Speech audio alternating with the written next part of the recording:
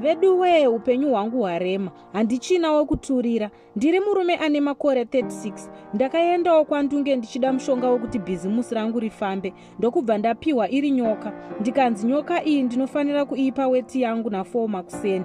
Weti yekutanga iya everyday ipapo yaiva iri diki mufunge, asi ndakanzi ndofanira kuigarisa mukofini upenyu huchachinja. Zvemachokwadi bhizimusi rakafamba rikafaya, nanhasi riri kufaya. Ndane zvinhu zvangu asi nyoka iyi yakura. Ndaimboivanza kuna vadzimai asi nyoka iyi yakuita zvekuda kuonekwa.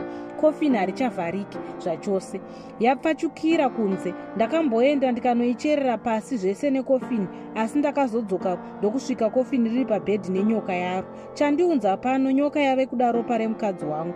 Kana mwana ina handichazvigoni. Ndunge asi afa haana kundiudza kuti ichada ropa nyoka iyi. Mukadzi haana zvaanoziva, sezvo ini ndine mabhizimisi. Ndaremerwa right now. Inoshinyira nyoka iyi, inogara mudenga musilingi, asi vadzimai havazvizive. Ndaneta nawo, yaakudhimanda nyoka iyi, yakuda ropa.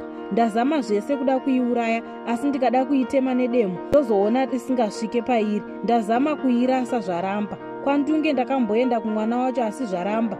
Vana vakugara vachingoti musoro zvese nemukadzi, vakugara vachingorwara. Ndodeura ropa risina mhaka here. Ndatambura. Ndakambofamba mudzimwe n'anga maprofita, asi hapana chabuda. Nyoka iyi yakura zvekuti iri kuvavarira kurembera, vanhu vaione. Upenyu hwaoma, chandakagona hapana. Mwari ndinzwirewo nyasha. Ndatambura ini, chero ndakada kuzviuraya, mutoro unosarira mhuri yangu. Handirare hope ini, ndinorara ndigere nekufunga kana mari yacho haichanaki. Ndibatsirewo vedu wei.